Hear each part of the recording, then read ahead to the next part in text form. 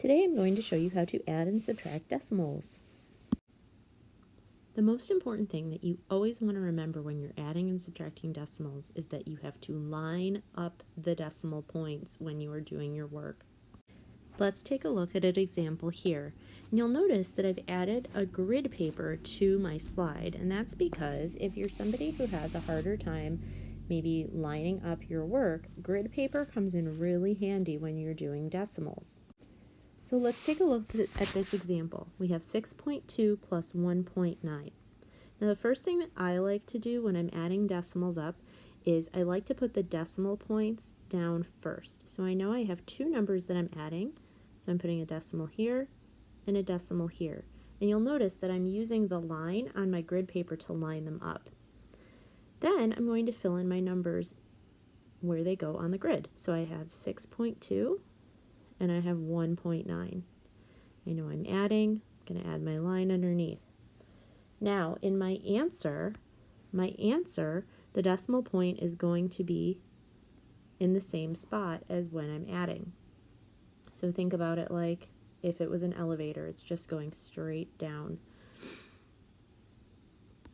Now all you have to do is just add like you normally would. So I know 9 plus 2 is 11, so I carry my 1.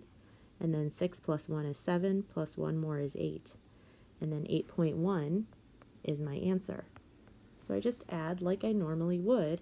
I can ignore that decimal point while I'm doing my work. Just make sure that it's lined up correctly and you will be totally fine.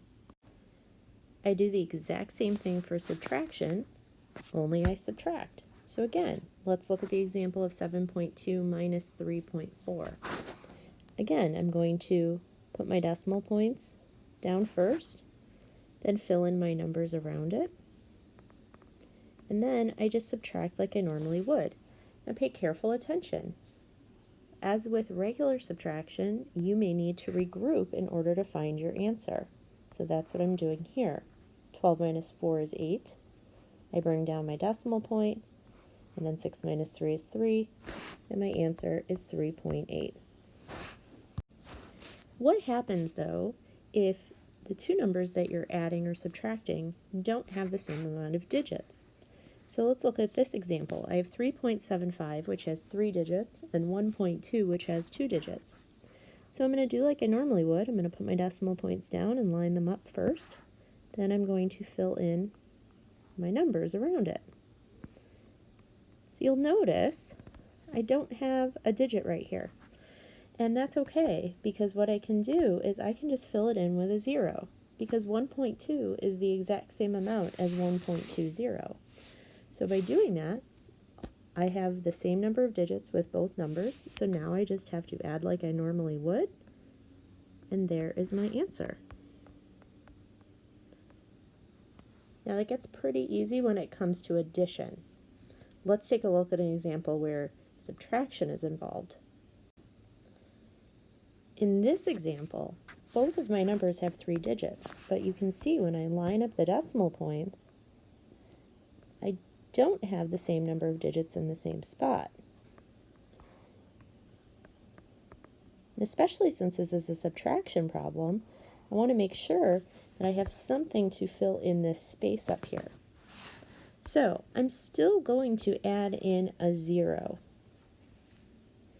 Now I have to regroup because I know that I can't do 0 minus 6. So I'm going to regroup like I normally would and make that a 10. Then I subtract, I bring down my decimal point, and I'm left with my answer. Always make sure that you are filling in zeros so that you have the same number of digits lined up in your problem. What if I have a whole number? So for this example, I have 52 plus 6.93. And you're probably saying to yourself, well, wait a minute, 52 does not have a decimal. But it does. Any whole number can be written with a decimal point and a 0 after it. And I could add multiple zeros even. And these numbers are always going to be the same value. So the same is going to hold true for when I do this problem. Again, I'm going to put my decimal points so that they are lined up. I'm going to fill in my numbers around it. So I have 6.93. I'm adding, so I want to make sure that I add in 2 extra zeros after the decimal point, which is after my 52. Then I would just add like I normally do. And my answer would be 58.93. If this was a subtraction problem, I would do the exact same thing. So here, let me show you that. If I wanted to take those numbers and subtract, I'm going to set it up the exact same way. So I would do 52.00 minus 6.93. And then I would just subtract like I normally would. And again, in this case, don't make a mistake where you say, oh, well, 0 minus 3 is 3, and 0 minus 9 is 9. That is not correct. You have to regroup like you normally would as you've learned with subtraction. So I'm going to regroup this. It's 51.